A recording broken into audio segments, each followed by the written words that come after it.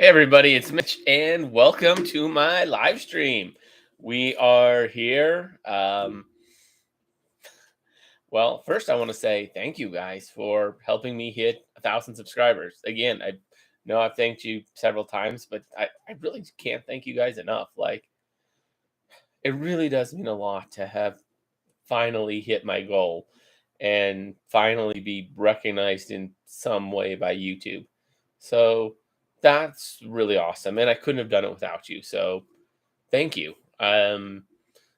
This video is, well, it's a thank you for you guys, and it's also a chance for you guys to come and hang out and have a nice open forum live Q&A where you can ask me, well, really anything you want. So feel free to type in chat. Let me know what it is that, well, any questions that you might have. So yeah, just let me know down in chat, and we can just hang out and chat for the next couple hours. My live stream shouldn't be crashing like it did last time. That was fun. I had my power blip out for about half a second, and it completely destroyed the live stream. So that sucked. It's a pretty bad storm going on last week, which is what it is. But we don't got that going on this week, so that's good. I was kind of aware that might happen last week as well, and I honestly even considered rescheduling that live stream, but it was the first, and I'd already made the video, and it would have been a pain. So I'm just like, let's just go for it.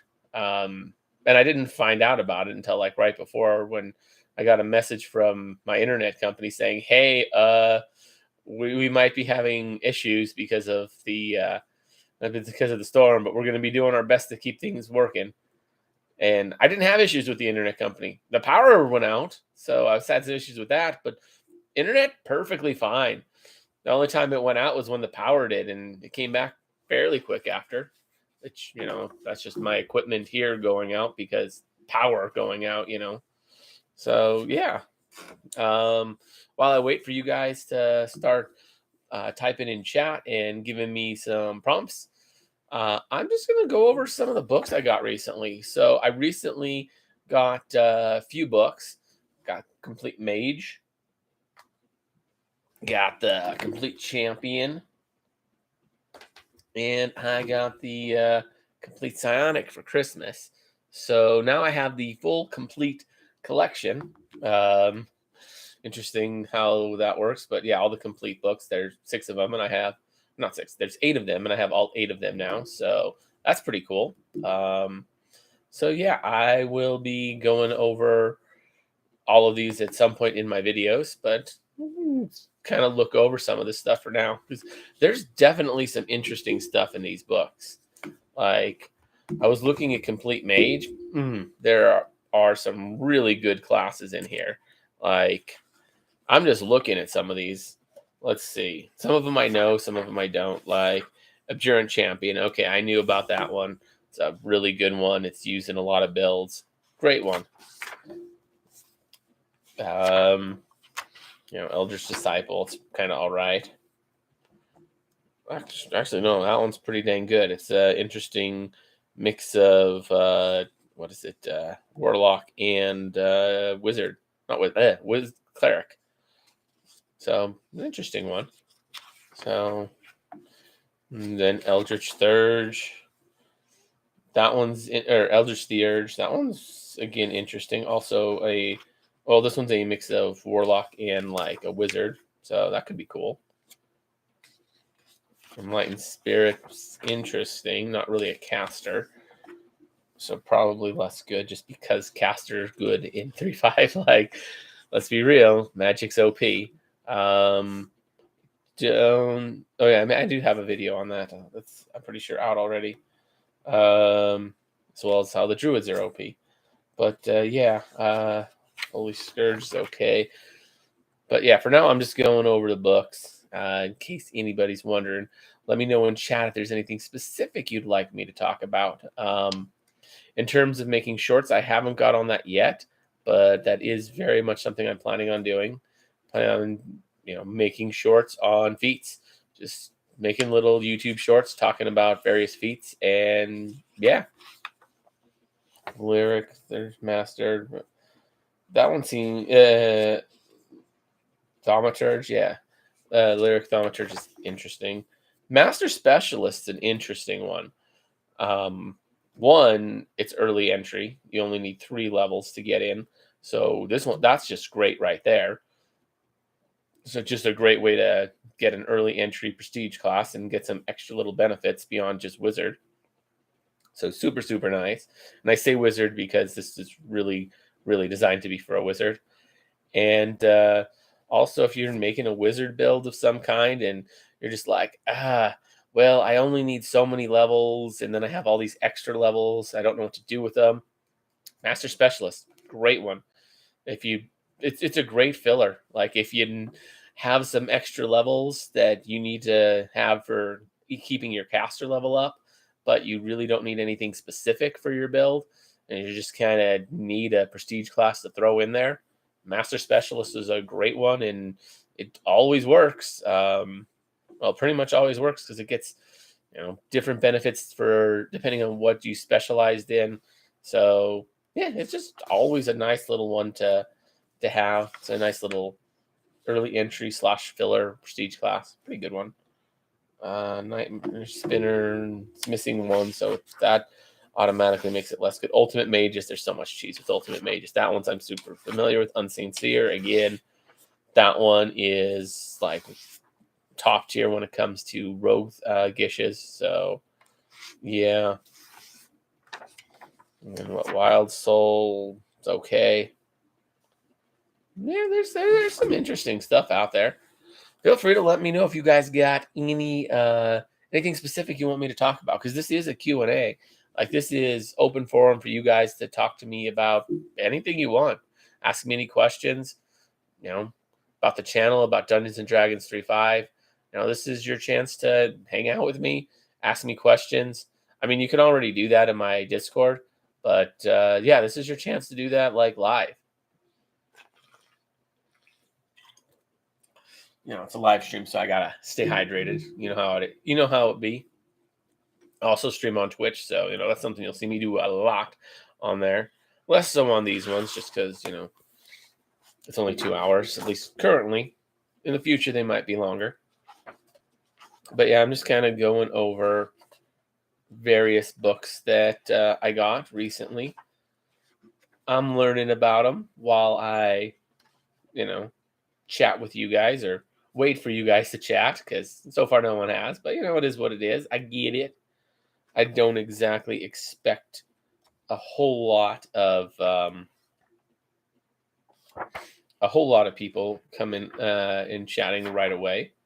It's not what I expect at all. So yeah, but this is a live stream for you guys, so I am going to stick it out regardless.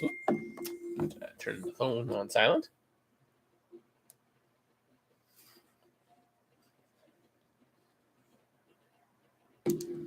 So there we go. Ooh, complete champion. Right off the bat, Fist of the Forest. That's a really good one. That's one I've used in builds a lot before. Great for kind of a monk, barbarian kind of mix. It's a pretty interesting one. Forest Reeve, potentially decent. Haven't looked at it, but good base attack and hit dice. Definitely has potential. Depending on what it gets, I'd have to look a lot closer. Hold Warden, complete or full divine spell casting, so that's actually super good. So never heard of it before, but could be decent just based on full casting. Being able to continue on Druid casting, although the problem with Druid is they get a lot more than casting, so they lose a lot when prestige classing versus most other classes. They don't lose near as much. The fact that Druids are so good as just a base class actually makes them worse for prestige classing, which is unfortunate. whereas clerics don't suffer from that problem. So that is kind of an advantage of the cleric over the druid, is because because the druid has so much, and it won't advance if they take prestige classes typically, unless the prestige class specifically says it does, but most don't. At least, and I don't know of any that add everything. I don't know of anything that gives full divine casting and full advancement of animal companion and full advancement of wild shape. I don't know of anything that gives that. Like, I would be surprised if there's any prestige class that gives all of that. Whereas with cleric, there are a couple that give full advancement of turn undead, but you also don't need that, because most of the time you're trading in your turn undead for something better anyways, and for that you don't actually need it advanced. You just need more uses of it. So yeah, and there's really nothing else that the cleric gets besides casting, which is huge, but something that prestige classes get all the time. So clerics can actually prestige class without losing anything typically. So a little bit better on that front. Let's see. But yeah, let me know what you guys want to see from the channel. Like, I'm curious, and feel free to type something in chat. Like, I am more than happy to answer your guys' questions. I'm actually a little bit eager.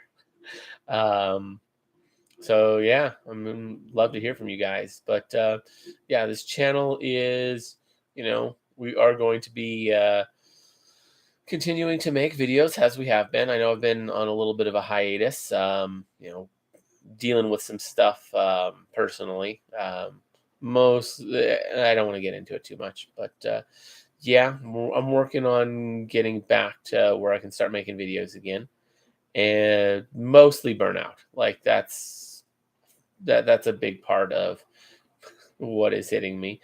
It's a little more complicated than that though, but yeah, working on getting back into the flow, making some videos, making some shorts for you guys, making some stuff, because yeah, so that's a thing that hopefully we can expect soon.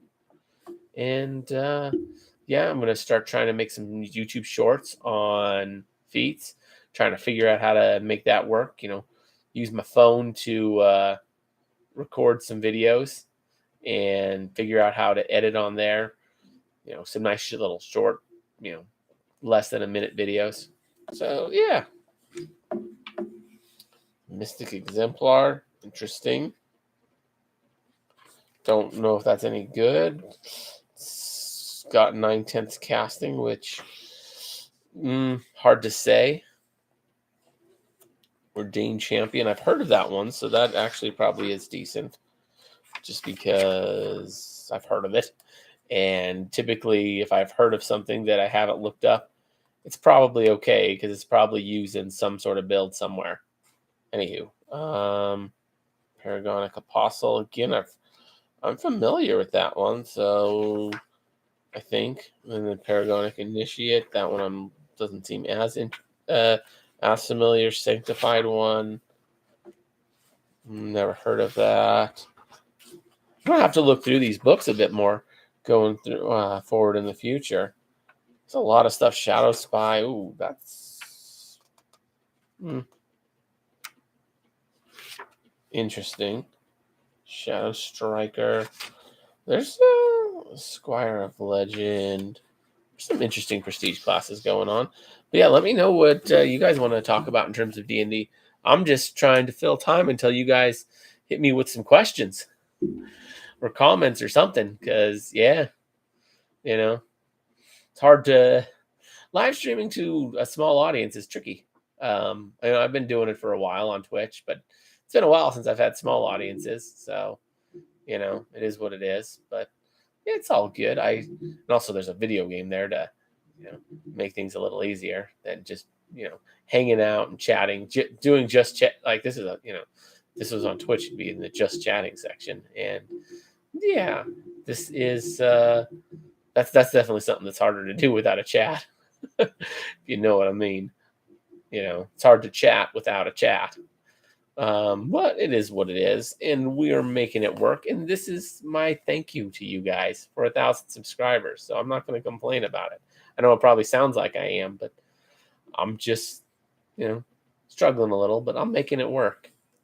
Anywho, yeah, I got some new books. Checking them out right now while I wait for you guys to start chatting and asking me some questions. Ooh, yeah, the complete psionic. That's some interesting stuff.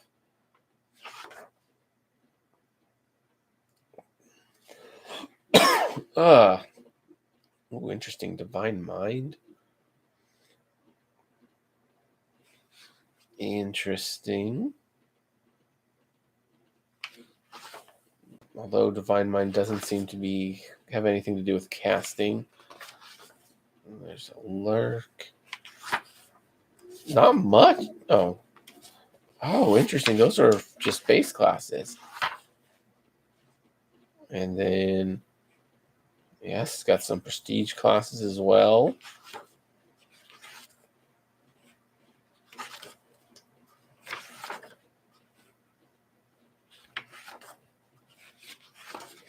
I don't know. There's some kind of interesting stuff going on in here. It's hard for me to look at most of this and take it in while doing a live stream, but I don't know. I thought it might be interesting to go over some D&D stuff while I hang out with you guys and answer any questions that you guys might have. You know what I mean? So yeah, if you guys got any questions, let me know in chat.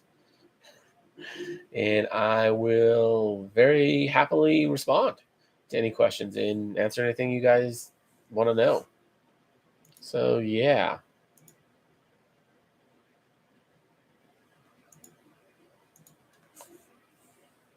We're just hanging out, having a good time here, is basically what that is. I'll probably be dropping another community post here after stream. So that'll be another thing you guys can go check out if you're on your mobile device. And, you can be part of the poll, which will get featured in another video. So, you can help influence what gets shown on the video by voting in the community polls. So that's always fun. Getting to see what everybody's favorite class races and prestige classes are by poll. So yeah, it's a pretty fun way to hang out. Be part of the community, all that good fun stuff. But yeah, we're going to be doing some shorts on feats coming soon. Once I, figure out how to do it, shouldn't be too hard. We're going to be continuing doing our classes, races, and prestige classes. I'm always looking to try and come up with new 3.5 video content to give you guys. Trying to come up with ideas on just new series that I can start doing because want to keep things fresh and interesting and have a good time, make some good content that you guys are all going to like and that I'll enjoy making. So yeah, pretty fun, simple stuff. Gonna be getting on a lot of that. So let me know what you guys are looking for. And yeah, if you got any questions on D&D 3.5, any specific mechanic questions that you might have, I don't know everything off the top of my head, but if I know, I'll let you know, and I can always try and figure it out. So we'll see what happens. But yeah, if you got any questions about the channel, any questions about me personally, whatever you want to know, feel free to ask. If you're asking personal questions, there's a chance it might be too personal, but I'm here to chat with you guys and hang out, and this is my thank you to you guys for helping me reach my goal of 1,000 subs. Yeah, we're already to 1,030 or something like that, so we're making progress towards 2,000. We still got a ways, but we're making progress, so that's always pretty cool. Definitely looking forward to continuing to grow the channel and hang out with you guys and make more content for you. And we'll be doing even more live streams and longer live streams when we hit 2,000 subs. So that'll be cool, you know, to just keep things going and evolving and making the best D&D 3.5 content that I can. That's really what we're going to be doing here. So if you guys want to, get in on that and hang out, let me know. I'm definitely curious what it is that you guys want to see more of. So, if you have anything, let me know in chat and I can definitely respond to that. Got any questions, again, feel free to let me know. I'm, again, just here hanging out with you guys. So, yeah. Let's see. Yeah, I don't know how often I'll be doing the feast videos. Uh, Shorts aren't too hard, so my goal is to maybe try for daily, but we'll see if I actually pull that one off. That's the goal. We'll see if it works out. But yeah, how's everyone doing? Hope everyone's having an amazing Saturday out there. I know I'm having a pretty good day. Just woke up not too long ago. Hanging out with you guys, doing this live stream. Q&A, well, sort of. It's supposed to be a Q&A. Haven't got any questions yet, but, still got another hour and 40 minutes. So hopefully we'll get some questions coming in here soon and we can get the ball rolling on that. Just, filling a little time until then. Hanging out, having a good time. It is what it is. So, yeah. Ooh. Sorry, I took a fall the other day, and yeah, that was fun. It's a lot of snow where I live, and yeah, fell walking home, and a little bit of pain from that. Generally not too bad, but yeah, it definitely hurt more than I realized at the time. So got to be careful if you're living in a place where there's a lot of snow. Just be careful out there, because yeah, you can definitely hurt yourself. These winter conditions, not so great. Yeah, definitely dangerous out here. I mean, you know, yeah, I mean, I heard Jeremy Renner from the Avengers was hit by a snowplow. That's actually nearby where I live. So yeah, that's a thing. So yeah, that's fun. But yeah, let me know what you guys want to see down in chat, and I will respond. So far, haven't had any chatters at all. So, oh hey, we got one. Fred Daniel, congrats on 1,000 subs. Appreciate that. Well deserved. Question: any thoughts on settings for 3.5, official or third party? Ooh, settings, interesting. There are a few. I generally just go with homebrew ones that I do for, you know, one campaign, often long campaigns, but I haven't played like Forgotten Realms or what was the other? There's like another really, really big one. I'm blanking on. But yeah, I've heard good things about them, but I haven't really done them myself personally. Just kind of do my own thing usually with that. But yeah, they can be definitely interesting. It's something I haven't looked into a lot, but it is something that I will be covering in the future and looking into a lot more. Once I finish covering the non-setting / Greyhound, Greyhound. Uh, wow, my brain is in a weird place. Ah, and Greyhawk. There we go. Was blanking the name. But yeah, once I finish the Greyhawk setting and the slash just non-setting stuff. Like I'm working through the complete series right now. I'm probably going to work through the races. No, I already worked through the races series. Then I'll probably be working through the environment setting or the environment books, or I don't know if that's what you mean by the settings. Do you mean, um, you know, eh, if by settings you mean things like storm wreck, sandstorm, frostburn, what was it, cityscape and dungeonscape. Those are actually going to be covered once I finish the complete series. Great books. Haven't read all of them. I actually still need the first three that I named: frostburn, storm wreck, and Sandstorm. Still need to get those, but really a big fan of Dungeonscape and Cityscape. Uh, won't be covering Cityscape much on the channel, except for the feats and shorts. Mostly just because there's literally no classes, races, or prestige classes in Cityscape. Um, Great book, but it just doesn't have any of those, the stuff that I normally cover. So that's a little bit of a trick. Covers all sorts of other cool stuff, but yeah. Those I'll be covering soon. Um, but Dungeonscape definitely will be covered. I mean, the Factotum is just a really fun class. It's one of my favorites. Like, I have a lot of favorites, but that one I really like. It's very, very interesting.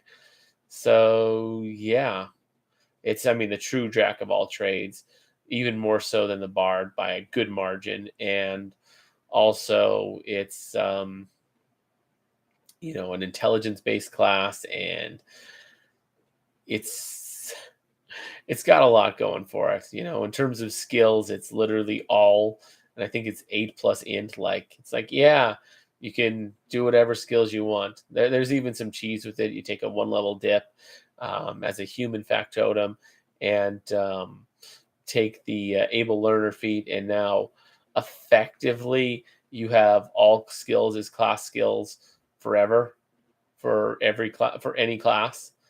Um, Effectively, it's you don't, but between the fact that you have a level in factotum and you have the able learner feat, you sort of do. Like, it, like, all the restrictions are lifted, so you can, do whatever you want.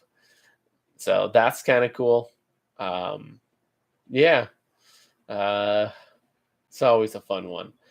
Um, and there's also some other there's a lot of other cheese you can do with Factotum. I haven't really used the 1 level dip in Able Learner in order to get all skills as class skills cheese, but because it's not that useful of cheese, a lot of it, like, you lose a level and a feat to gain that, but which is nice, but it's a lot of resources and it really eats into a build. So it's not something that really fits into many builds, unfortunately. But it's definitely useful and can be fun for, like, a new player who doesn't know what they're doing and isn't sure what kind of build they're going to go. Like, that could be a good way to, just make things easy for them and, get something decent out of it. So, not a terrible one, although Factotum's hardly a new player friendly class, but 1 level doesn't get too much, so won't be too bad. But yeah, some good stuff out there. But yeah, in terms of, like, Forgotten Realms and that, I haven't really played them. It's something that, like, back in the day when, like, 3.5 was new and hot and everyone was playing it, it was something that I kind of actively avoided back then, just because I was like, yeah, I don't do settings. I stick with my own campaign. But, like, now that I've gotten more into it and stuff, it's like I really should get into that and learn more about what it is and what they have to offer. I'm going to be doing whole series, like, eventually I'm just going to be like, okay, all my videos are going to be about them, uh, because I'm going to run out of other stuff to cover. Well, sort of. Um, I'm going to run out of basic stuff to cover. Um, I'm probably going to cover those before I get into, like, the really fringe books that no one's heard of. So yeah, yeah, that's kind of the plan going forward. start covering more and more books and start doing some uh, shorts on feats, because feats are, I think, just the right length to cover in a short. I've been wanting to cover feats for a long time, but my issue with feats has always been, okay, with feats, they're super, super important, but there's just not a lot of material to cover with feats. Like, you look at a feat and it's like, okay, you got some cool stuff, but how much does it really have to cover? Like, it's, only got a little bit. It's got some prereqs maybe of other feats and maybe some ability score requirements. And then it also has, the ability to, or then it has like what the feat gives you and sometimes what you get without the feat. Okay, cool. Even though the normal of what you get without the feat is not really required for the feat to say, because that's listed in the rules otherwise, but or in other places. But it's nice that they include it sometimes, because they realize that, hey, yeah, the normal rules for this are a little bit buried and people might not know them. So that was really cool that they do that for a lot of them. And yeah, that'll be something that I think is the perfect length for a YouTube short, because it's way too little material to cover in a normal video that I make. So I think shorts would be the perfect format to deal with feats. So yeah, that'll be something that I'll be doing. It was literally during my last live stream that I came up with the idea. Like, I was literally in the middle of the live stream when I came up with the idea. So yeah, that's definitely something that will be coming, just because, I don't know, cool idea. I finally figured out a way to cover feats and be able to do shorts all in the same go. So yeah, win-win. YouTube wants me to do shorts. I finally figured out how to cover feats. Yeah, let's make this happen.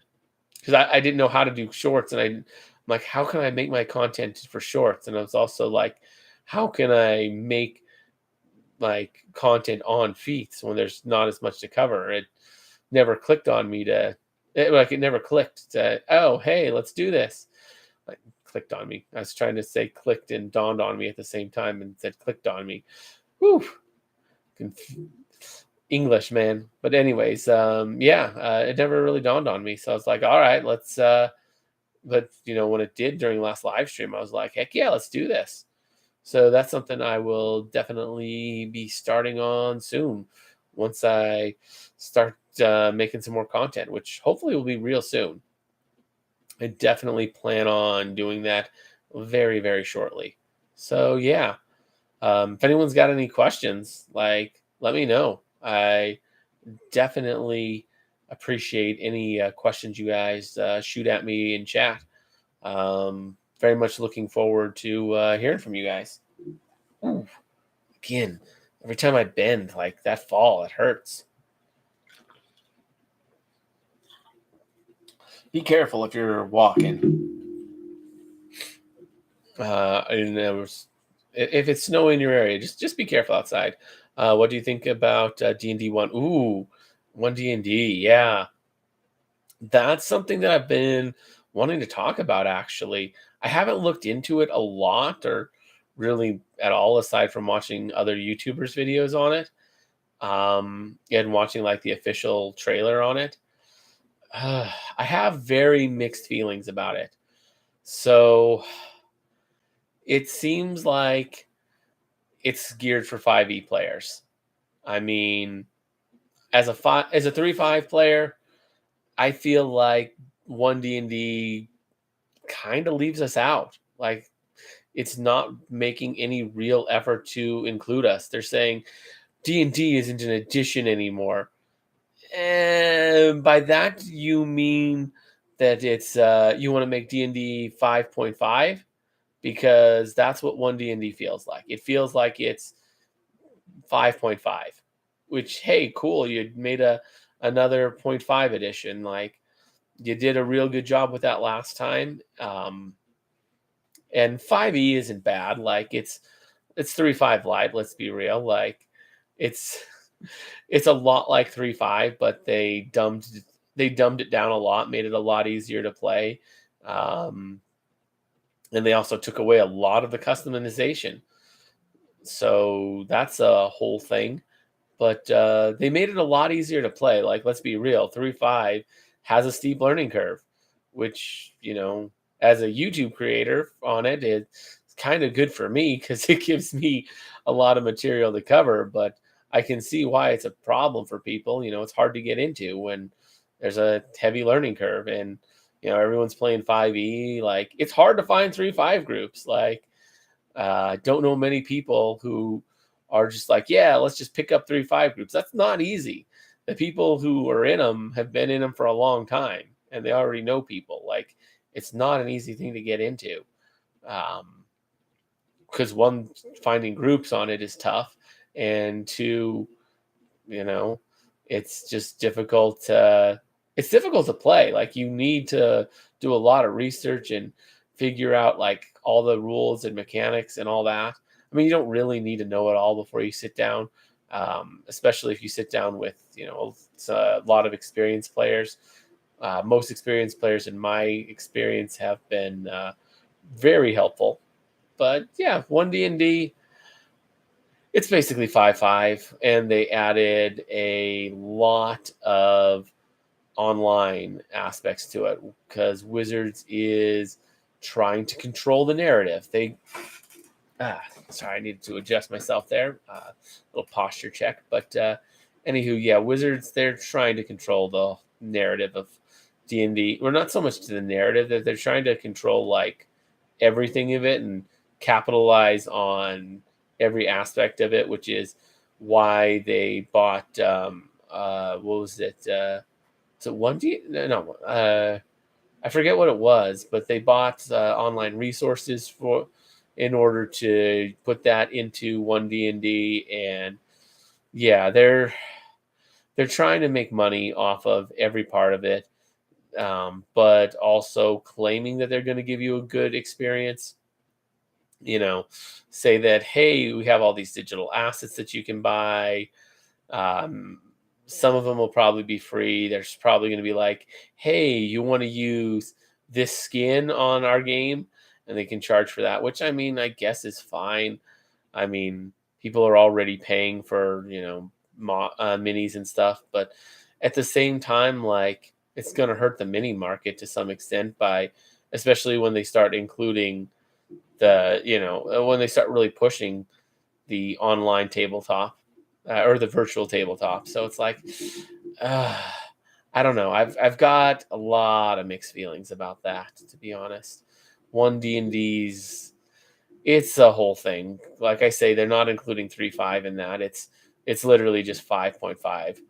Like, I don't know why they're trying to say it's not an edition. Like, literally, it's D&D 5.5. So it is what it is. But yeah, D&D 5.5 or one D&D, it's a whole thing. I'll probably try and play it at some point. Um, one, just to kind of learn what it is, and two, you know, my videos comparing D&D 3.5 to other systems and comparing, you know, 5e and GURPS and Pathfinder and all that fun stuff. All my videos just like comparing the various systems to each other. They do extremely well. So, you know, by learning one D&D, I can add a new game system to that and, milk the whole thing. So definitely something I'll probably be learning, partially just so that I can have a new game system and can make more comparison videos that everyone love. Like, I don't know, those videos do extremely well. So yeah, probably play it for that. And also, I am genuinely curious and want to see what it's like, and give it a chance, see what Wizards is doing. Because yeah, and as you can tell, like I'm honest. Like, I'm not gonna hide the fact that, yeah, part of the reason why I want to play it as a YouTuber is to make more content on it. Like, Yeah, it's not going to be the bulk of the content by any stretch of the imagination. This is still going to be 3.5, but you know, get a couple of popular videos about it. D&D 3.5 versus one D&D could be a cool video once I, played one D&D and learned what it's like a little. I'm going to need some good firsthand experience. At least get a few months of regular sessions. Got to get at least at least a dozen or two actual sessions in before I'll make a video. Nothing wrong with wanting to make money off of hard work. I appreciate it, man. And haven't made a whole lot of money doing this. I mean, I'm not particularly close to a payout from YouTube. I think I'm at I think I'm getting close to 10% of the way to a payout, but that's like, the payouts are at $100. I think I've made like 8. So, it is what it is. And that's in a month, $8 a month ain't a lot, but it's something and it's a start. So I'm definitely not complaining, but it's far from being able to live off of, I'll tell you that much. um, yeah, especially, in America. Uh, that $8 a month might work in like some places in like Africa or South America or something, but not in the U.S. And even then, not everywhere. Like only in certain places. But yeah. So yeah, that's we're figuring it out slowly but surely. We're gonna make it happen. I just got to grow. I got to make more videos, make more content. I mean, I'm saying I only made $8, but like, let's be real. I haven't made a whole lot of videos in that time. It's mostly old stuff. I'm from from Indiana. I feel that, yeah. Like, I'm not even sure if Indiana is a particularly expensive place in the U.S. or not. My East Coast geography is not the best. I feel like it's one of the cheaper places in the U.S., but at the same time, like even a cheaper place to live in the U.S. is pretty expensive on the world scale. So, yeah, I'm from Nevada, and it's like, you know, relatively expensive here. And it's getting way more expensive recently.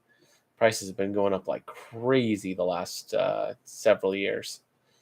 So yeah, that's a whole thing. Ouch. Yeah, yeah, it is what it is. But we'll figure it out. The channel's grown like a crazy amount. Like, it wasn't that long ago that I was, doing my 500 subscriber thank you. Like that wasn't that long ago, and it was only a couple of years ago that I was sitting at like 100 subscribers. So, or I guess close to 200. But yeah, this channel's gone almost 10K in the last, or not 10K, 10X in the last 2 years. So, or I'm not even sure if it's been 2 years, maybe a year and a half. But yeah, that's definitely nothing to scoff at. So definitely pretty pleased with how things have been going on this channel. And again, that's all thanks to you guys. That's why I'm doing these live streams, because I it's thanks to you that I'm able to be where I'm at. So yeah, gotta just keep making more videos and you know making things happen, growing the channel. So yeah, the shorts on feats should be coming soon. I gotta look into that a little bit more, but yeah, it's definitely something I really want to do. It seems like a really fun idea and a really good way to make content on feats and also utilize the shorts feature, which is an interesting feature. How YouTube's monetizing it is hard to say how good that is, but it's definitely good for exposure, and a lot of people watching short form content nowadays. So definitely something to look into. Although I don't know how well it'll work with my audience in particular. I mean, I've looked at my like the people who watch short form content. It tends to be the younger generations. Your teens and 20 somethings, whereas my audience tends to be a little bit on the older side. Sorry, my eyes itching. Uh but yeah, my audience tends to be on the older side. I'm not sure how many of them are as into short form content. I know I personally do not watch a whole lot of short form content. Much bigger on long form content myself. So I suspect that might be true of my audience, but you never know. Making short term, you can always make it and see how it goes. Plus, I'm going to be covering feats in a way that actually makes sense for feats, because there's just as important as feats are, they're really not something that makes a lot of sense to be making 8-minute videos about. Like, how am I going to make an 8-minute video about freaking, oh, I don't know, skill focus? How am I going to make an 8-minute video about that? That's crazy. Like, no, that's a waste of time. Who's going to sit there and listen to me ramble for 8 minutes about skill focus? I say that as I'm rambling about stuff in a 2-hour live stream, but but so I realize the irony there. But yeah, will you ever make vids telling the story about your campaigns? I have actually. I have a few videos about those. Um, they are. Let me go over and see if I can find them. So if you go to my channel page, you'll see on other D&D playlists. Let's see, Devil Conquest. It's one, two, three, four. The fifth one, the fifth playlist on there. Looks like I only have 2 videos currently. I should probably make a few more, but yeah, I do have 2 videos. They're fairly long ones. Um, the audio is not the best since they are a little older, and basically it's a Discord call between me and my players that were involved in that section of the campaign, and we're just going over the campaign, talking about the highlights of it, and going over what happened, and yeah, so yeah, there's only 2 videos in it currently, but yeah, it's all about just me and my players talking about the campaign. Uh, they didn't do the greatest, and so I haven't made part 3 yet. But yeah, I could definitely talk with the guys about getting them on a Discord call and reminiscing about the campaign, about the next section of it. That's definitely a thing that can be done, and will probably be in higher quality now that I've learned a little bit more about video recording. So being a streaming on Twitch, and that's taught me a little bit about how to do that. So I can use the skills that I learned from Twitch streaming to make some recordings with the guys on continuing that series, if that's something you guys want to see. But yeah, I definitely do have that series already. I can probably talk about past campaigns too. Those ones probably won't be with the guys. It'll probably just be just be me talking about them. I don't have a whole lot of campaigns to talk about, to be fair. I tend to do like long ones and then go on hiatuses for a long time. So and I don't know how I'd feel about talking about games where I'm not the DM. Um, unless I've talked with the DM myself.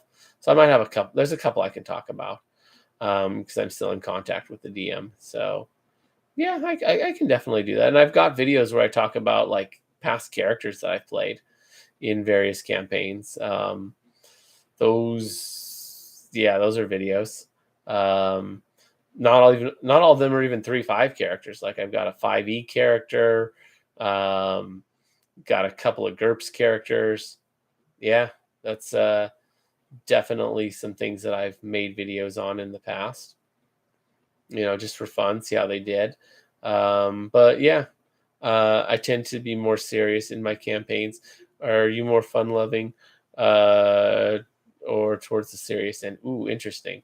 Um, I tend to be more fun loving, but I'm not like completely crazy off the walls. I tend to base it in seriousness, but the campaigns do have a tendency to go off the walls. This one I'm the DM, they tend to be based in seriousness, but if my players want to go crazy and have a good time, I do kind of actively encourage that a little bit. Um, yeah, I do actively encourage it. Like, um, so recently we were in a situation where we had this big, long, literally, it was a year-long dungeon crawl. These guys were in a dungeon, and it took them about a year in real time, playing once a week to get through this dungeon. And towards the start of the dungeon, there was a section where they had blown a hole in the floor, and it happened to be the ceiling to the next layer of the dungeon because they were, it was an underground dwarven city type thing. And there was a clear stairway down, and most of the party wanted to, just go down the stairs, take the normal entrance in. But I did kind of actively encourage a couple of the players to just jump down the hole, see what happens. And a few of them decided to do that, and it didn't go the greatest. They ended up falling into a giant pit of acid with a bunch of devils firing arrows at them. So that was fun. Uh, yeah, that was a whole thing. Um, so yeah, I did kind of actively encourage the party to split up, and the half that did split away from the main group to do something stupid and reckless and literally jump down a hole to who knows where in the dungeon and see what happened. Um, so yeah, that was a thing. It was fun. Um, yeah, I don't know. I think that's kind of fun. And when my players get crazy items like my players sometimes just like to screw around. They're just like, yeah, we're gonna, you know, oh, I don't know, spend a entire session. Um, you know, well, I remember one time we spent half a session figuring out the logistics of if somebody of making salt. Like we were like, okay, so we made salt, so let's figure out how much this sells for. And I realized, oh crap, like that's a thing that's already existed, and like people have used spells to sell salt and just like make way more money than it should be worth. So I had to like then go in and re-nerf like the price of how much salt costs to make it a lot cheaper to account for that. Yeah. Splitting the party is always a great idea. Yeah, of course it is. I mean, haven't you ever seen Scooby Doo? Let's split up, gang. It always seems to work out for those guys.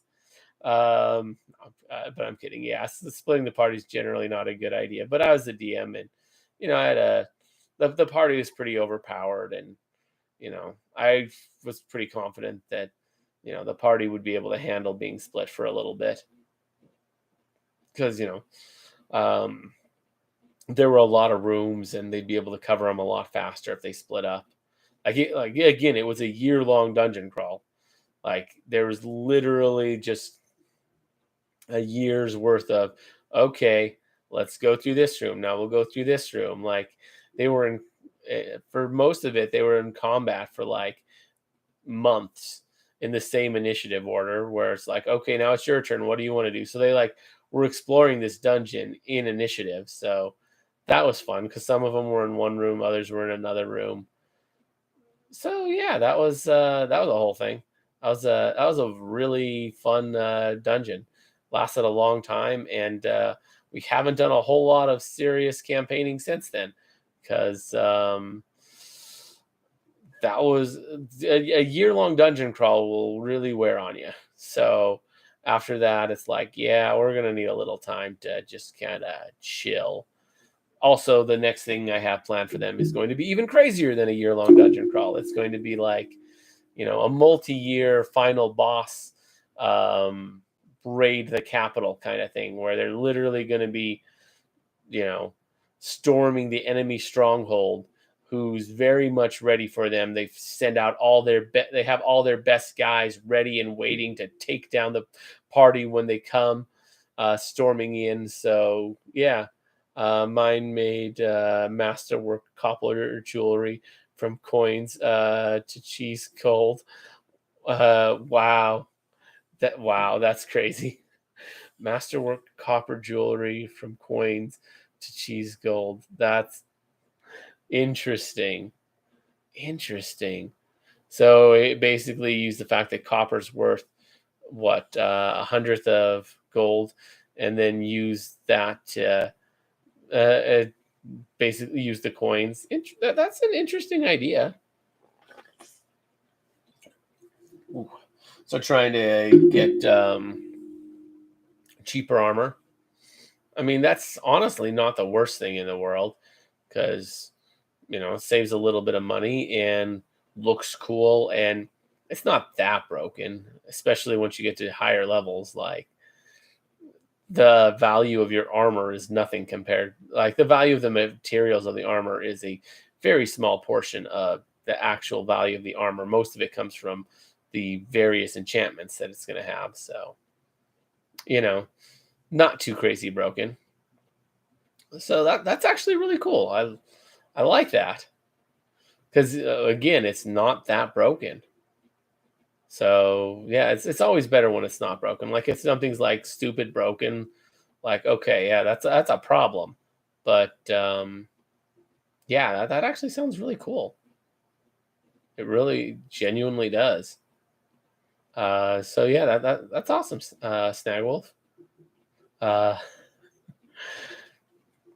but yeah, splitting the party, generally not a good idea, but it can be fun. Lately, I've been doing little mini campaigns for my players, where they're basically going off on little campaigns to that are very personalized towards a specific member of the party. So I'm like, okay, uh, I'll pick one of my players and be like, all right, we're going for the campaign's going to focus on you for the next little bit, and then we'll pick another. Once we finish that, I pick a different player. I'm like, all right, it's going to focus on you for a little bit. It's going to be like your story. So yeah, they're all getting a chance to be like the main character of the story for a little bit. So I don't know. I think that's a pretty fun idea. Like, especially if you're just trying to, like, you know kill some time in the campaign to before working on an absolutely massive epic battle of crazy proportions that'll take forever to make, um, because you have grand plans for wanting to cap off the finale with just a ridiculously large combat with many NPCs that you're going to have to personally customize and make, and just an absolutely ludicrous amount of work to set everything up. Yeah, that's what I have planned for the final battle, and I plan for it to take multiple years for them to do. Um, it's going to take a lot of work to set up, though. It's going to be a multi-layered thing where there's going to be, once they finish one aspect of, sieging the capital, then it's like, okay, well, you did that, but you haven't done it yet. You still have the next thing to do. Oh, well, you finished that. Well, now you have the next thing to do, where there's going to be like multiple things they have to do. Like, there's going to be multiple phases of actually taking down the enemy stronghold. Back is really hurting me right now. Felt pretty hard. Have you ever ran an epic campaign and or player gods? Yes, my campaign is currently an epic campaign. My players are level 26. I think one of them's actually 27. So yeah, it's absolutely nuts. No player gods yet, but yeah, it's epic. Low level epic, because only level 26, and the good epic stuff doesn't really start hitting till later. Epic casting isn't something that is easy to get your or easy to get access to until higher levels. But yeah, it's definitely been something. They are currently taking on the Nine Lords of Hell, so that's a thing that's going on. It's pretty fun.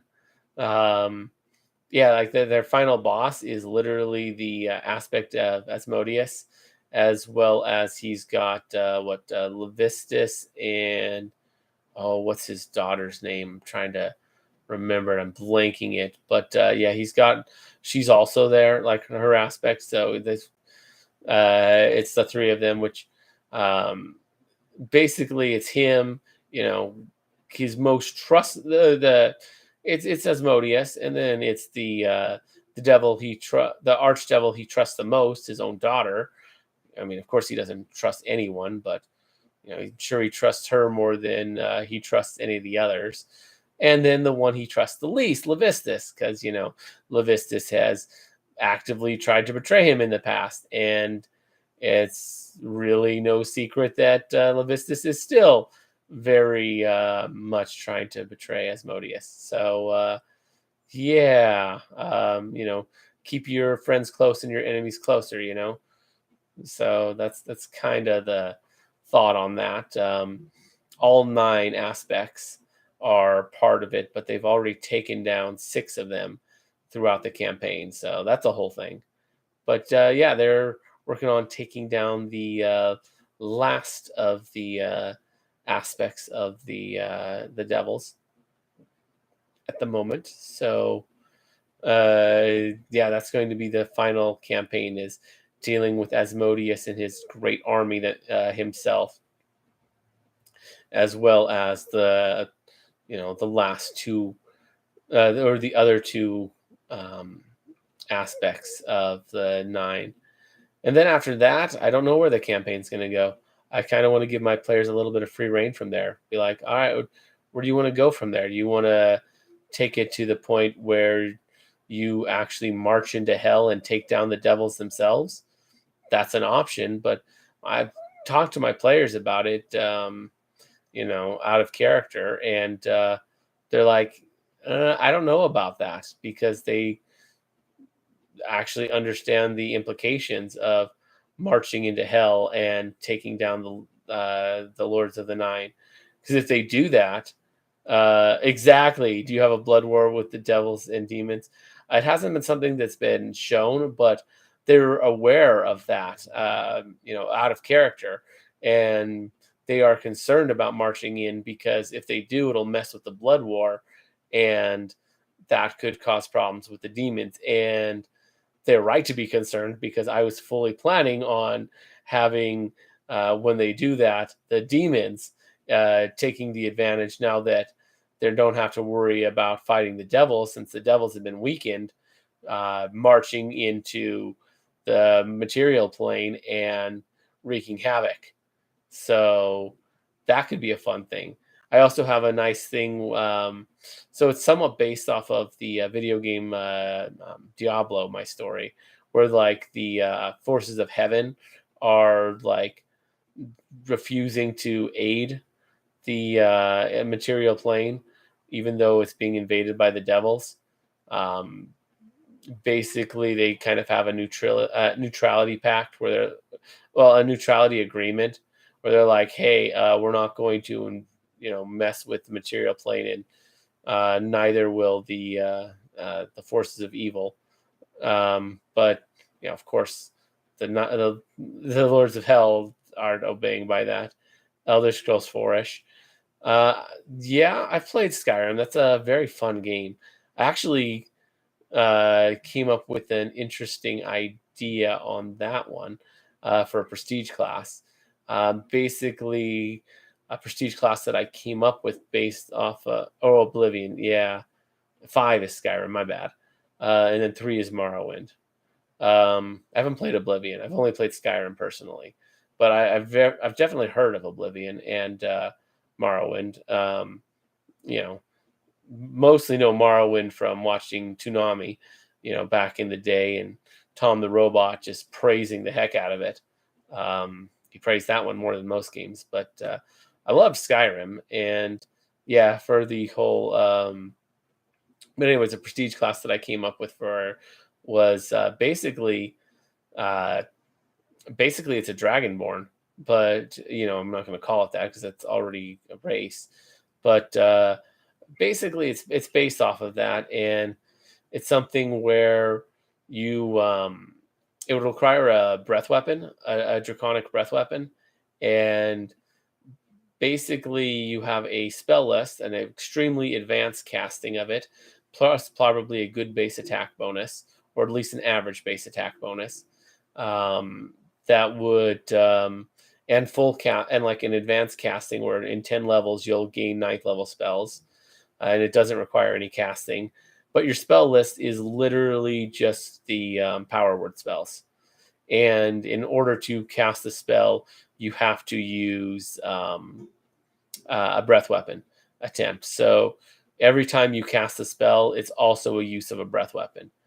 Like that's a special caveat. So if you're casting if you have a breath weapon that has your recharge time of 1d4 rounds, you can only cast spells every 1d4 rounds. Instead of being able to cast a spell every turn, you can only cast it every 1d4 turn. So sometimes it's every turn if you get lucky, but other times have to go 3 turns without casting any spells, because you can't. So yeah, and your spell list is literally just the power word spells.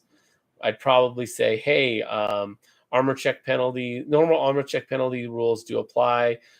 This class doesn't get any benefits from that. However, every single spell on their class list, none of their class spells have somatic components, so therefore they're not going to have any armor check penalties because power word spells don't have somatic components; they just have verbal.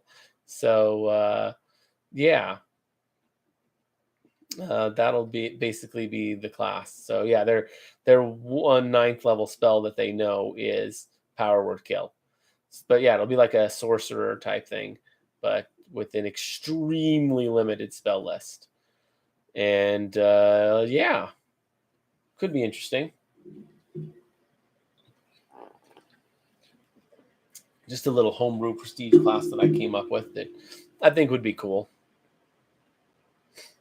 Uh, you know, probably good base attack bonus and advanced spell casting.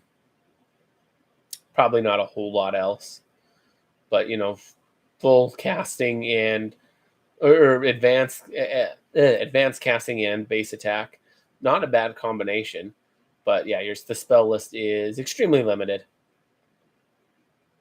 Sort of based off of what is it?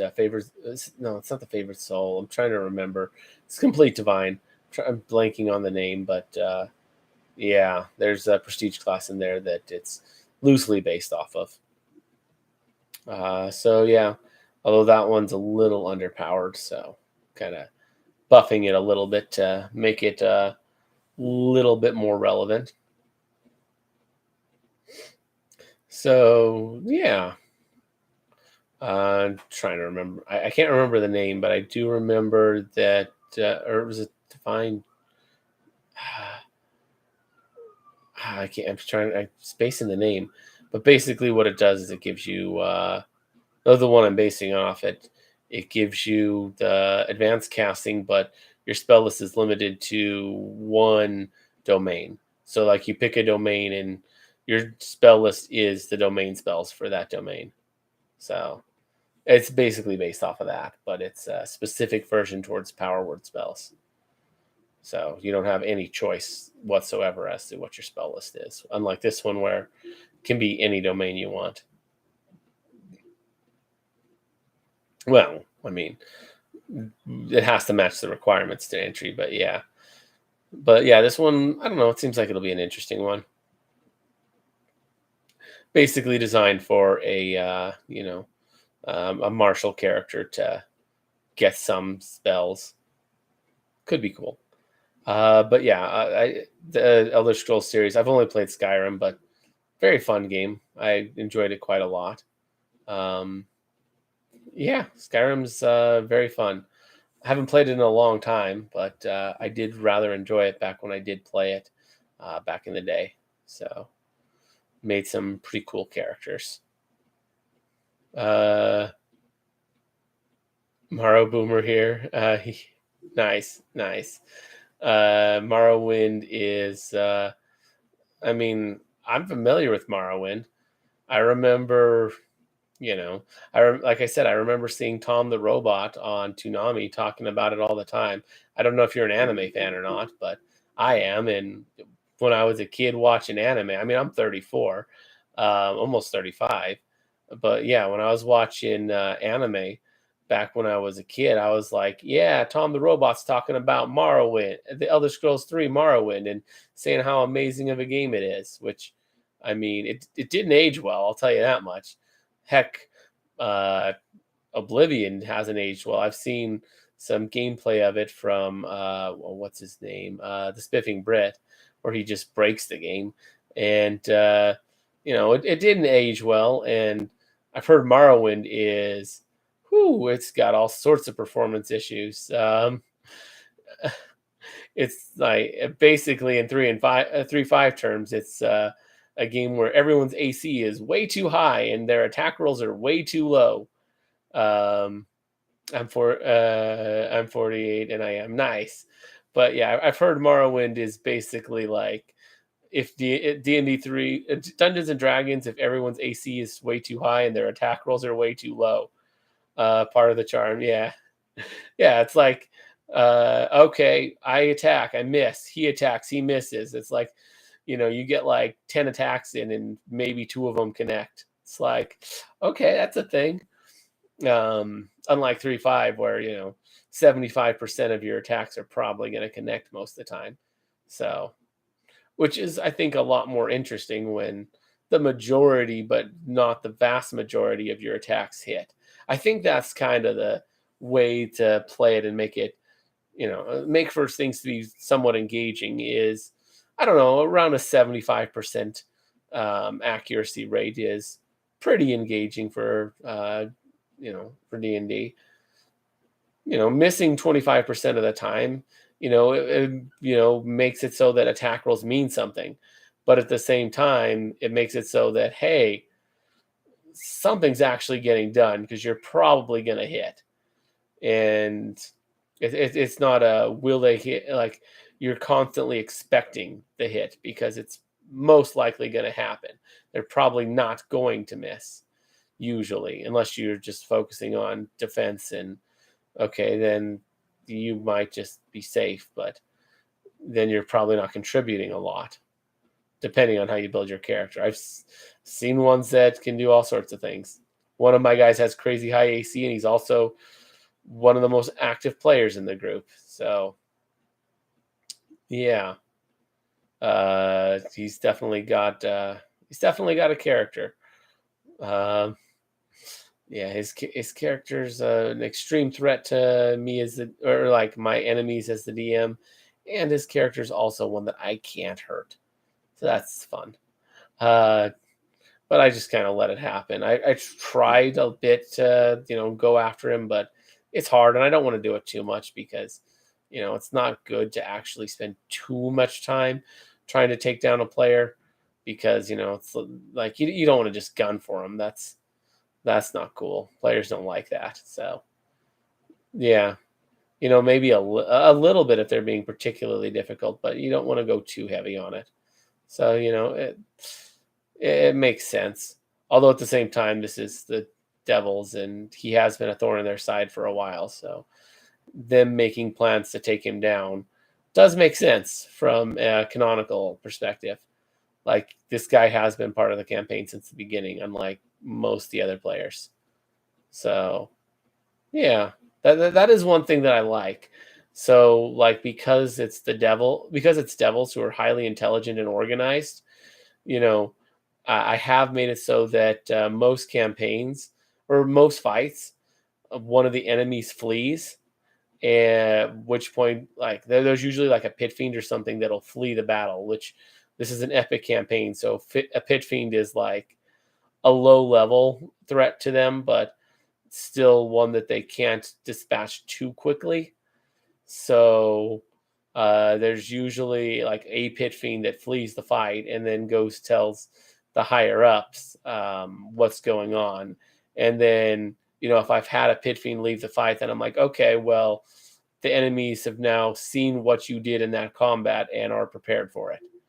So from that point, I'm like, all right, I can play off the information and I can do a certain level of metagaming to, like actively say, okay, I know my players can do this. Let's build a encounter to specifically counter what they can do.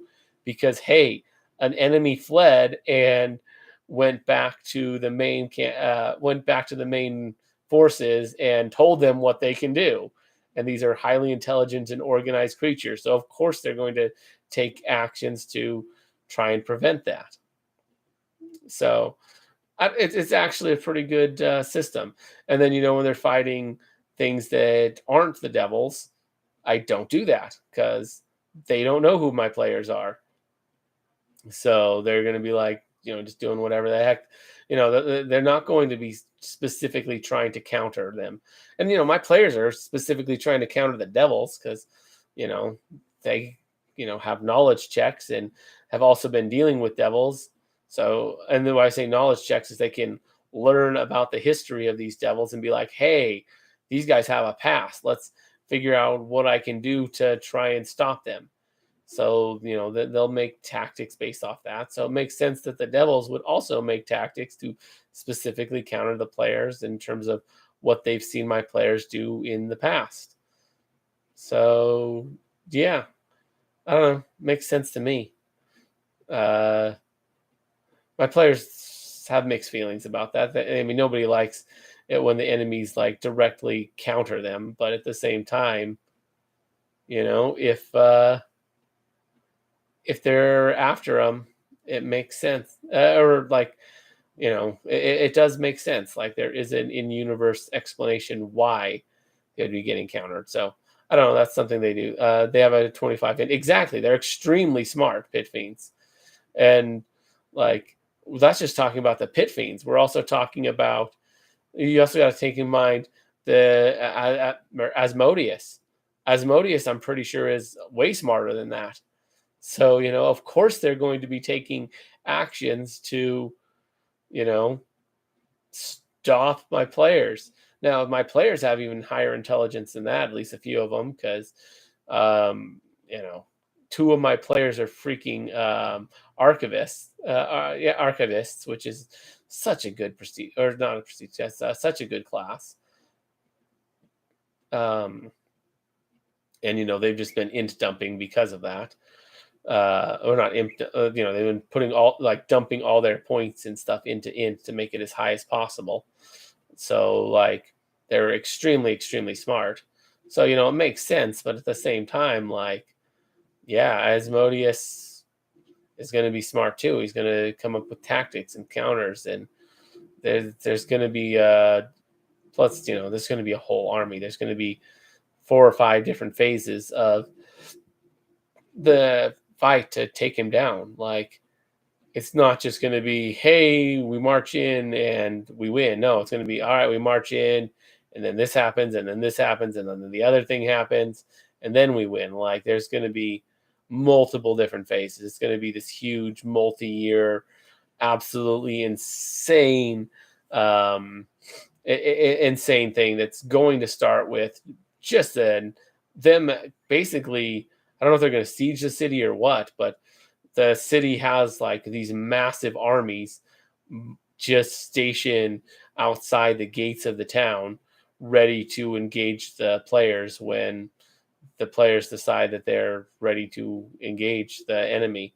So yeah, the enemy's just going to be sending this massive army of thousands probably to deal with the players, and some of them there's going to be a handful of enemies that are a legitimate threat to the players, but there's also going to be, thousands of enemies that are no threat to the player on their own, but dealing with thousands of small enemies, even at 26th level, is a little bit of a threat, especially when they're used in creative ways. It's not just hordes of enemies running at them.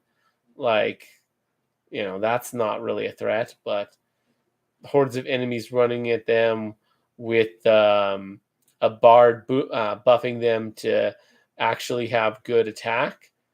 Yeah, that's actually extremely threatening. Or, you know, some crazy tactics like I don't know, sending a barrel of orcs at them, which one having like hulking hurlers throw things at them that happen to have enemies inside that maybe even die upon impact, but maybe some contingencies that turn them into undead. So maybe like a contingent animate dead, so that hulking hurler throws building full of or packed with living orcs, and then as soon as it crashes into the players, all the living orcs inside suddenly get hit with animate dead and turn into zombies or skeletons, and uh, now are crawling out of the wreckage and attacking the players. That could be fun to just have random undead orcs just like coming at the players in the wreckage of hulking hurlers throwing crap. I don't know, things like that. Just fun stuff.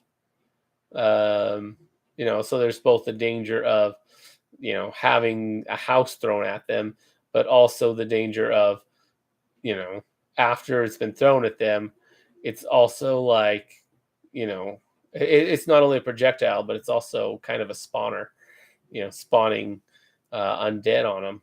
I don't know, some fun stuff. I got some ideas. If any of them are watching or decide to watch this, that's spoilers for them, but I don't think they are. And honestly, I'm not saying anything too crazy. So yeah, those are just some ideas I have that I think might be kind of fun. And there's going to be a lot more to the battle than just that. But yeah, that's just, and also that's just phase one. Phase one is an army, and they already know that phase one's going to be an army. They've flown past the town a couple times, and they've seen, hey, there's an army stationed outside the town. That's a thing. So they've got some idea that they're going to be facing down an army on their way in. But yeah, there's definitely going to be some stuff. But yeah, it's going to be fun seeing my players deal with just the massive armies, and then the various other phases once they get back to the town. Because once they get back to the town, that's actually going to be interesting. Because once they get back to the town, they started in, or at least some of them, most of them joined later, but at least a couple of them, they started in this town. Like when they joined the campaign, they were in this town that they are now about to be sieging. Because originally the town was at peace, and then later it was taken over by the devils very early in the campaign. But yeah, so they can kind of see, like, from years ago, real time, some of the stuff that was there before, but now it's like corrupted by the devils. So that'll be a fun thing that shows up at some when they get there.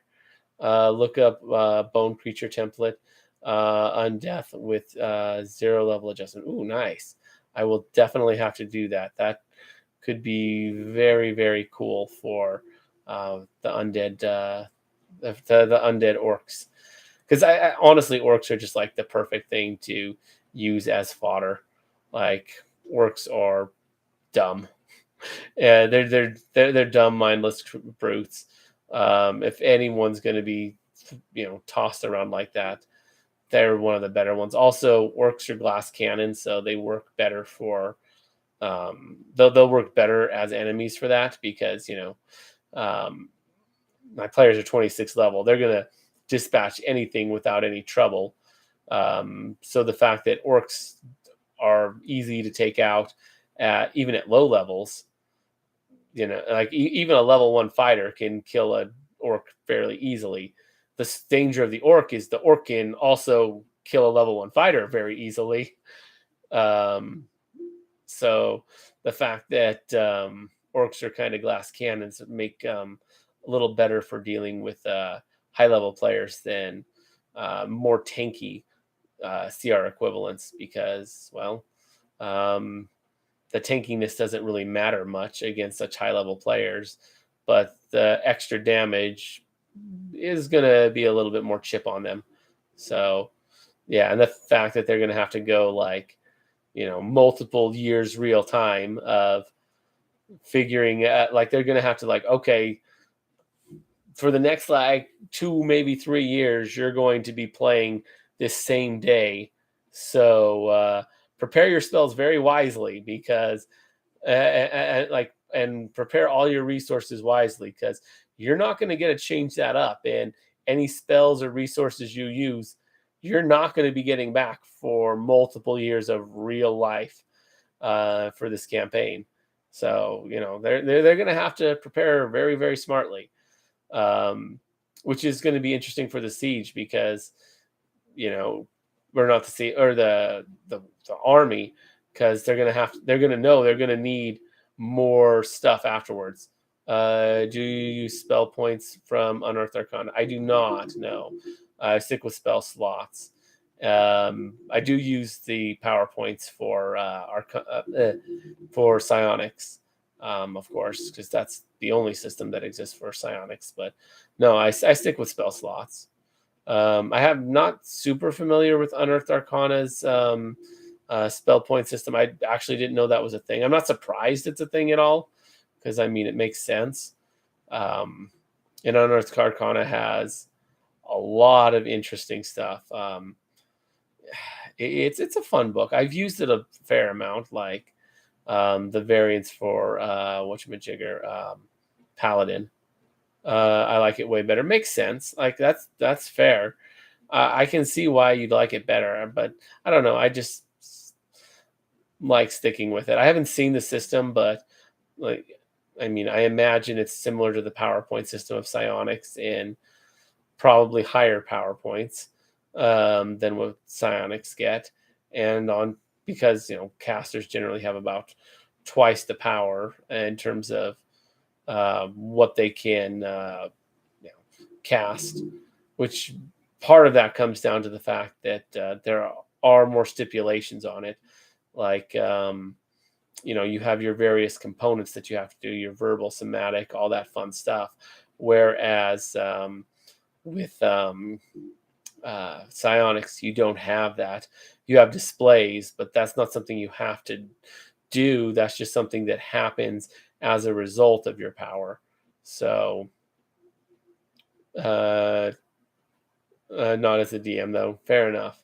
Yeah, because it does make I imagine using that system would make casting even more powerful than it already is, because casting is super powerful in 3.5. It's like one of the most powerful things. But I do see why psionics is somewhat nerfed, because it doesn't have the restrictions casting does of, if you become bound, you can't use somatic components. So any spell with those you can't do. If you're gagged or unable to talk in some way, then you can't use any spells with verbal components.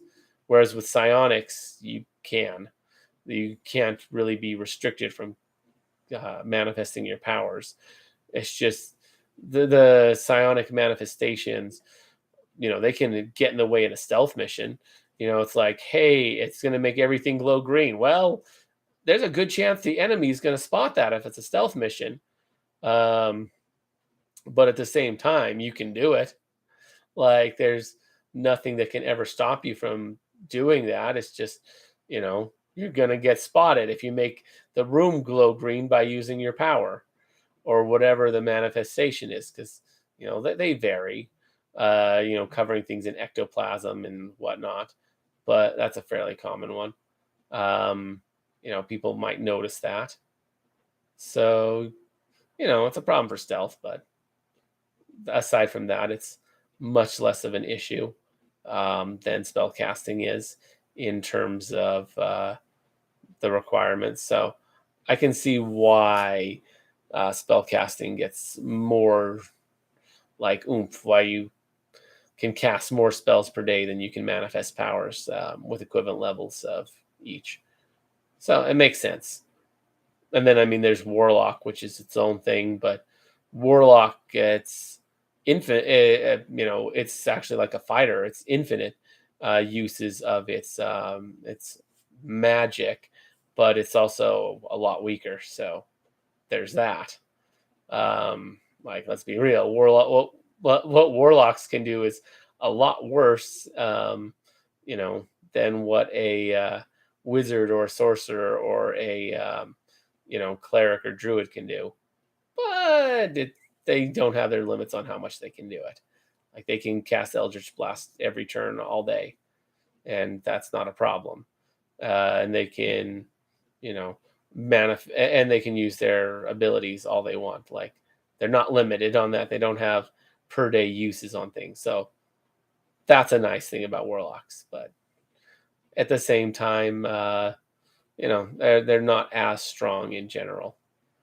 Much more, and even the stuff that is like on par power wise, like it's still limited. Like there's not the versatility that Magic has. So yeah, and that's like another problem with that's another thing that makes Magic so overpowered is just like how versatile it is, like how much you can do with it. Whereas, like, how much can you really do with your sword? Like you can swing it, you know like the versatility of somebody of a melee fighter is a lot more limited than the versatility of a mage.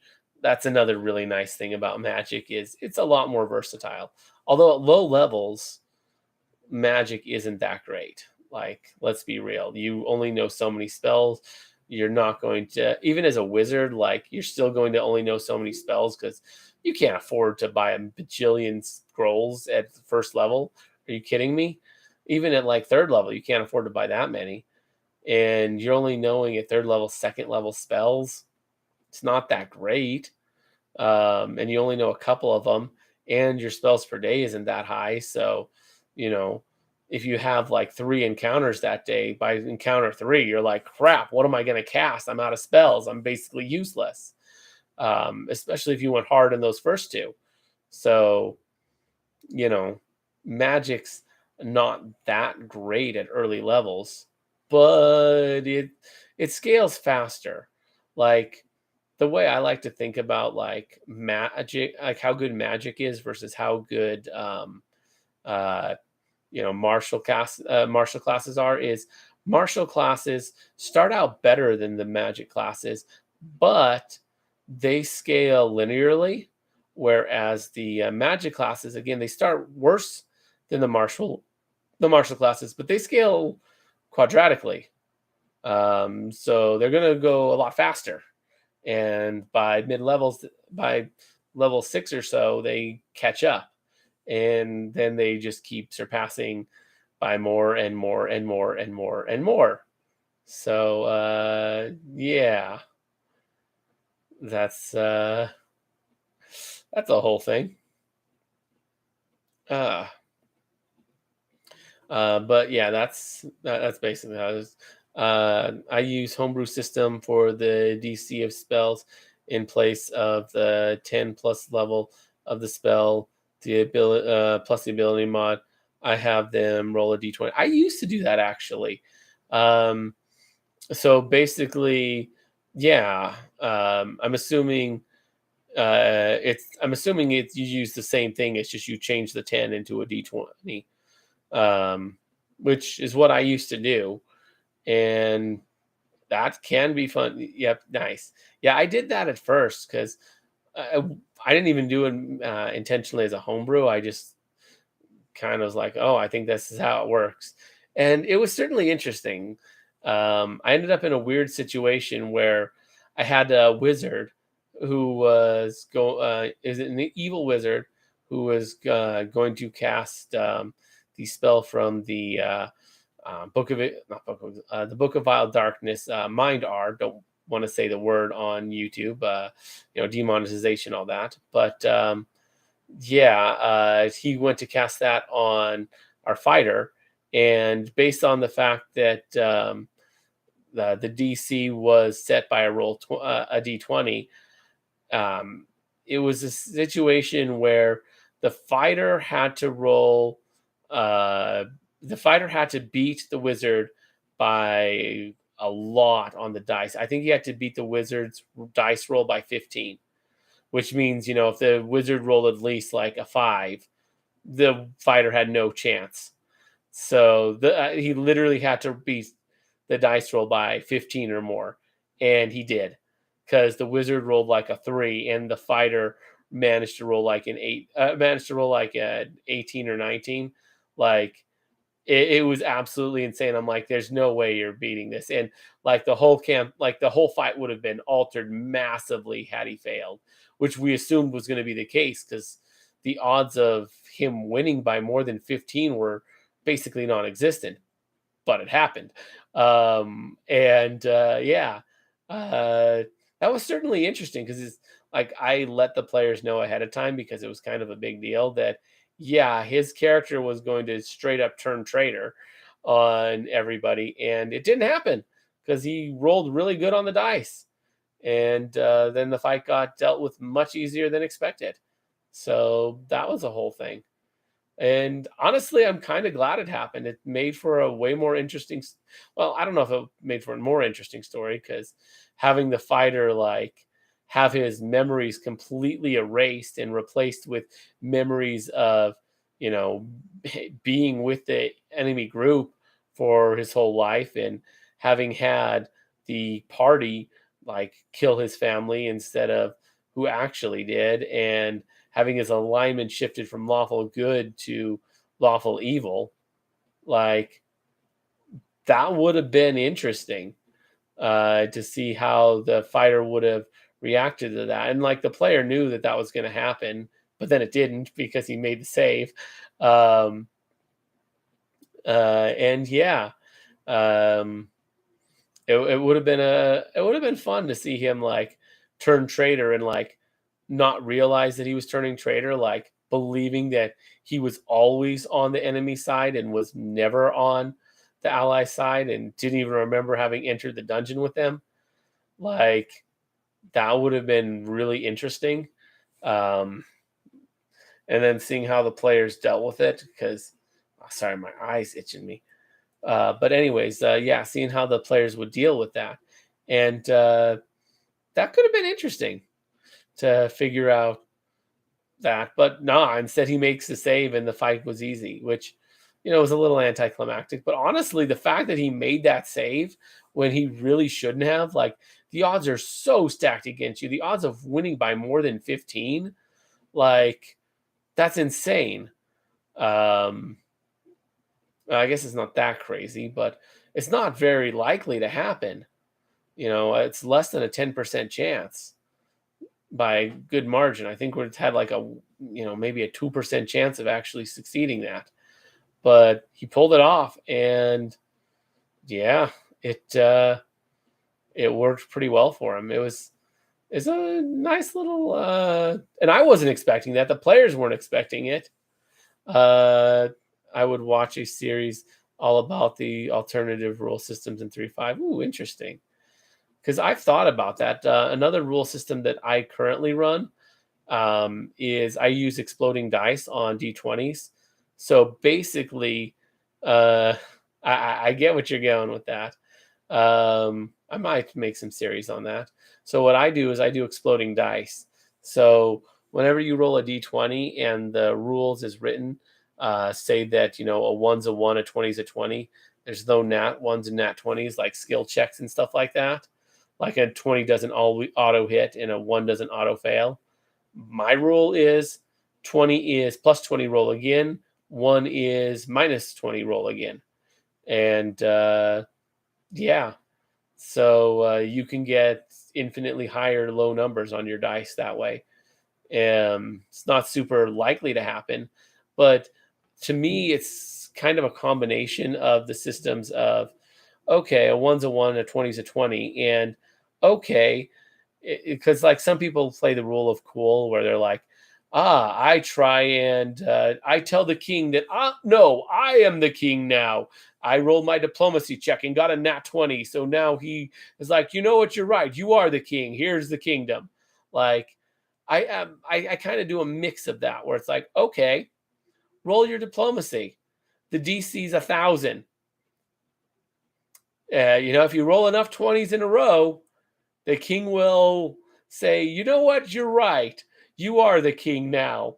And, I'll come up with some sort of wacky in universe explanation as to like why that actually worked. Like, you know, something about like the king having had some sort of like dementia or something, and like maybe something was going on, like just this crazy slew of coincidences that all happened to hit to make that crazy plan actually work. And I would say if you're able to roll, I don't know, however, like the 50 nat 20s in a row, you'd have to roll to pull that off. If you're able to freaking do that, you know what? I think it makes sense that a crazy slew of coincidence would have all happened to make it so that the king did do that. But the odds of that are basically non-existent. So I figure that's a interesting combination. Same with the other way, like you've trained your whole life at like you've put all your points into swimming, right? And your everything's in your favor. You've got all these boosts. You've got like a plus 70 to swim, and you just want to swim across a little pond. I'll make you roll a swim check, and if you can't make the normal DC, yeah, you'll drown. But is it likely? No. You're gonna have to roll like four nat 20s or four nat ones in a row, or three or four nat ones in a row to freaking actually drown in that. But it can happen. And if it does, then despite your best efforts, you just had a really bad day. Maybe your leg cramped up midway through. Like, stuff happens. Like, even if you're extremely well prepared, bad things can happen. And yeah, sometimes I'll do that for fun. Make people make rolls that they're extremely unlikely to fail, just because maybe they'll roll a bunch of nat ones in a row and actually fail a roll that they really shouldn't. And maybe they have a crazy like a plus 40 listen, and somebody screaming in their face, be like, roll to see if you hear it. And it's like, okay, the DC is a negative 30. You have a plus 40. You're gonna have to roll a few nat ones in order to not hear this. But maybe you were just really spacing out. So things happen, and I think it adds some flavor and fun to the game, and it's kind of realistic too, because you know crazy unlikely things do happen sometimes. Like sometimes you can be really really observant and a guy's screaming in your face and you don't see and you don't hear it because you're just really spacing out. Is it something that happens frequently?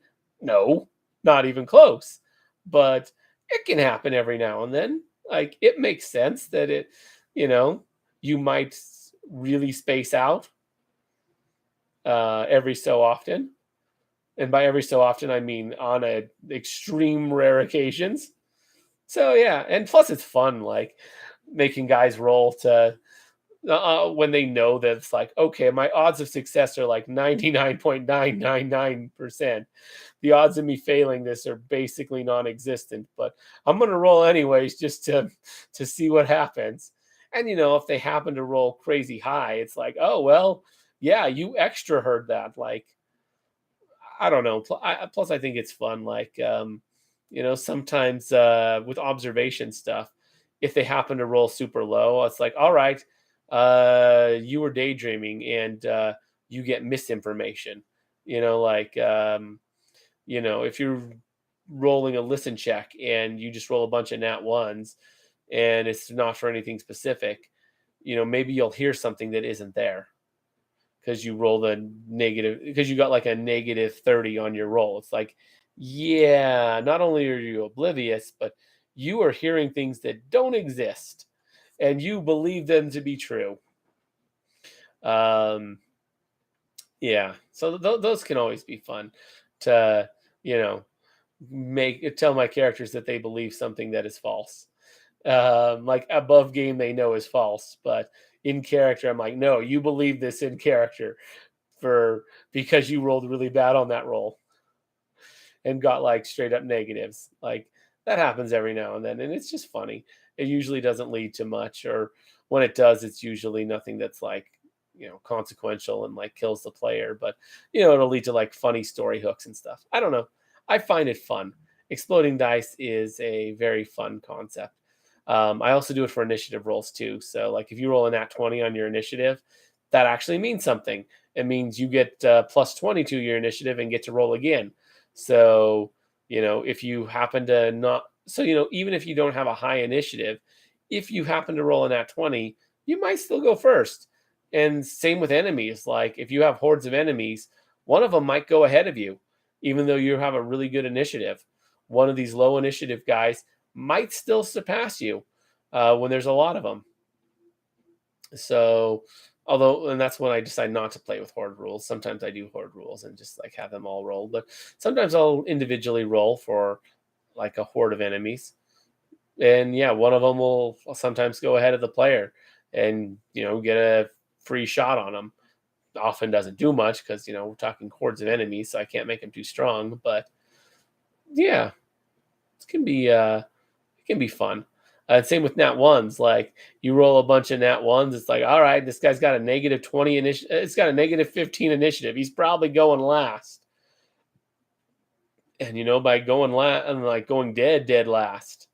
So that's always a fun thing. I don't know. I enjoy that personally. Exploding dice can just be fun. Do you have a game, story, movie, or anime you would recommend for a DM for inspiration? Ooh, I'm not sure exactly. I mean, I've used a few anime in, like, I've used a number of them. Like, I used the Diablo series for mine because I'm doing, Heaven versus Hell a little bit. So if you want to do stuff that involves demons or devils, Diablo's not a bad one to use as inspiration. Oof, sorry about that. Need to do a little posture check. But yeah, Diablo is a good one. Lord of the Rings, obviously. I mean, that was inspiration for D&D itself. I mean, let's be real. I mean, Wizards got sued by the Tolkien estate, and there's a reason why halflings are called halflings and treants are called treants. So, that's always a good and very obvious one. Anime, I've used a few just for fun, like mostly for one shots. Like I did a one shot with like where they had to fight the Black Bulls from Black Clover. Let's see, what other ones have I done? They had to fight Ganondorf once. That was fun. From used various different things from like Ocarina of Time and Wind Waker and what was the other? Twilight Princess were the main ones I used for inspiration for that. What else have I used? Trying to think. They had a funny one shot for Halloween where it was based off of freaking The Nightmare Before Christmas, and they went and visited Jack Skellington. That was a whole thing that happened. That was like, I think that was just a one shot, but it's still funny. Um, One of my players decided to convince everyone he was best friends with Jack Skellington, and I think he convinced them that they were lovers at one point. They got in some weird stuff, but yeah, it didn't get too crazy. But like, yeah, he just like talked, like convinced everyone, and I think like Sally got all jealous. Like, yeah, it was a whole thing. Um, let's see what else. Oh, I did a little bit of a One Piece one where they fought the Blackbeard pirates in the coastal town. So that was interesting. Um, yeah, I've definitely done some stuff that was based off of like anime and video games and stuff. I mean, you can go off of just about anything. Diablo, I think, is one of the better ones because if you're doing like something that's heavily involving like demons and devils and stuff, you know, and like angels, using a game that's based heavily off of that, like Diablo, works pretty well. In terms of, I mean, the Lord of the Rings, like all of the Tolkien stuff is obvious. Great stuff to use inspiration from. Um, I mean, the entire game is heavily inspired from that. So, again, makes a lot of sense. Like, it's heavily inspired to the point where first edition was literally sued by the Tolkien estate for using uh, for using copyrighted assets from the Lord of the Rings. So that's a thing. Um, yeah. Um, yeah, there's a lot of really good ones. I mean, you can base it off of basically anything. I know it's even better with GURPS. Like, I had a friend use Made in Abyss for a GURPS campaign. That was really fun. Um, really dark because Made in Abyss is a very dark anime. If you haven't seen that, uh, Chrono Trigger, Goblin Slayer. Okay, yeah, dark, Anna. Dark if you know Goblin Slayer, Conan the Barbarian, Asian version. I haven't seen Conan the Barbarian. I haven't seen any of those, but I have heard of Chrono Trigger. That's a game, actually, I think, isn't it? But fun game. Goblin Slayer. Heard of it. Haven't seen it. I'm aware it's extremely dark and not something I'm going to be talking about in any real detail because I try and keep things somewhat family friendly, and I definitely don't want to get age restricted because oh boy, is there some stuff in that one. Um, Conan the Barbarian, I've heard of, haven't seen. A little before my time. Like I'm a '90s kid. I was, born in '88, so don't really remember the '80s at all.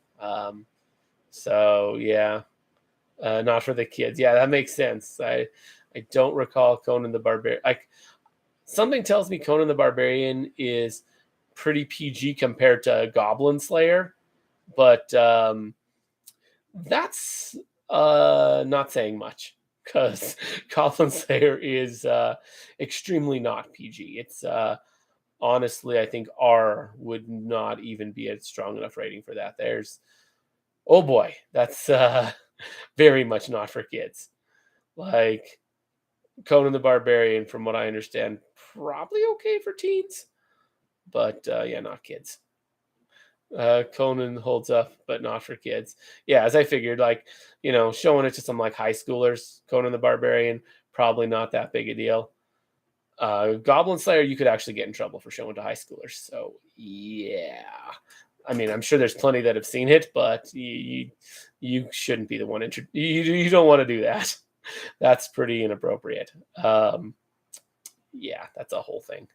Uh, yeah. Well, those are fun ones, though. We are getting ready to wrap up, though. I got about 7 minutes or so. So we still got a bit of time, but not a lot. But yeah, it's definitely been cool hanging out. Don't have too many people. It's mostly just been Snag Wolf. We had Fred Daniel chatting for a second. Had a lot of fun. Thank you. Yeah, had a lot of fun too. I'm glad you showed up because yeah, there was not anyone else chatting really besides you. We had one other chat beside that wasn't yours in the entire 2-hour stream. So yeah, I mean, there's still a few minutes to change that, but not too much. But yeah, we still got a couple minutes left to chat. Just letting you know that we're getting close to time to wrapping up. Because yeah, we still got like 6 minutes left. But yeah, there's a lot of really good anime out there. Like, just the other day I watched the Seven Deadly Sins movie, which surprised me. I didn't think they were going to make any more Seven Deadly Sins stuff, but they did. they made a new Seven Deadly Sins movie, which was all right, and they're definitely going to make more because that Seven Deadly Sins movie ended off on a cliffhanger and is definitely not the end of the story. So there's no way they're not continuing that. Although the animation was it was high budget, but I don't know. The blind man cometh, and it's about to be other. Darn, I missed the stream. It's all good, man. It's all good. Appreciate you showing up though, Donovan. We got a couple minutes left. Still here listening, and it's been a fun stream. Glad to hear it, Fred. Lots of topics covered and lots of ideas for future videos. Yeah, I've got a lot of stuff to think about for future videos. A lot more of the same, but also some new stuff. Going to be doing, you know, going to be doing my nice whatchamajigger YouTube shorts on feats. So that'll be a fun thing to do. Glad to see you're still here, though, by the way, Fred. But yeah, YouTube short feat shorts are going to be cool. That's going to be a thing we're going to be doing in the future. Hopefully that goes well because, hopefully it goes well. But I think it will. I think it's a pretty good format for it. Just going to have to, learn how to record using this thing.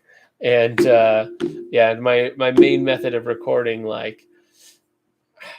fact that my phone, it's an iPhone 6, it's a little old, but its camera is still on par with the webcam I'm using right now, and maybe even a little better. And it shoots in vertical format, which is what you need for that. So it's kind of perfect.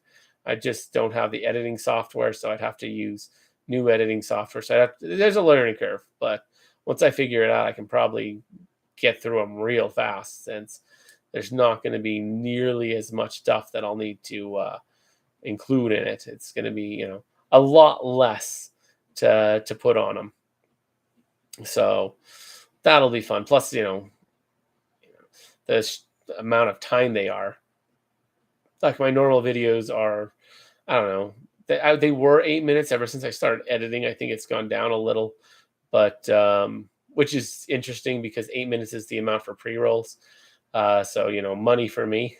But I'm not super pushing for that. Yeah, getting paid is nice, but I'd rather make good content than actually plug it full of ads. Although if the content is long, I'm going to plug it through tons of ads. Figure an ad every 4 minutes probably makes sense. So yeah, that's kind of where I'm thinking on that. Although I have no idea what I'm doing with that. I'm just starting when it comes to monetization. But yeah, I'll figure it out as I go. I'm not trying to use that as an excuse. I'm just saying I'm extremely inexperienced and don't know what I'm doing. So I'm going to have to figure it out. But yeah, that's kind of my plan on that. But I it's not about getting as many I'm not going unlike a lot of other YouTubers, I'm not going to be pushing hard to make sure it's 8 minutes. If the video ends up being 7.5 minutes, it's going to be 7.5 minutes.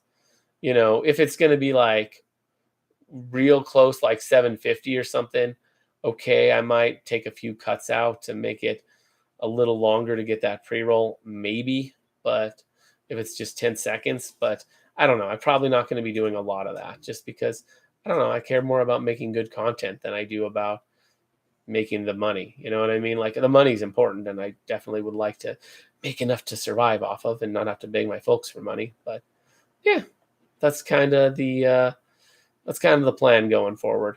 Just to work on that, get some shorts going. Those are probably not going to make a lot of money because YouTube shorts don't pay very well. I know they're working on a new program that is going to pay better, but yeah, I still don't think it's a huge money opportunity. But maybe it'll get some exposure to the longer form videos, and plus it's a way to cover feasts, which I've wanted to cover for a long time now. But yeah, we got a minute left, so that's where we're going to be heading with the channel. I will be doing another one of these streams again next week, as well as the week after. This is the second of 7 live streams. I think it's 7, or is it 9? I don't remember. It should stay in the title. But this is the second of them, and we will be continuing to do them going forward until we finish. I think I'll be taking a break the first week or first or second week of February, and then doing the final one the week after that. So yeah, that's where we're going to be heading with that. Anyways, as always, I'm Mitch. I'll be seeing you.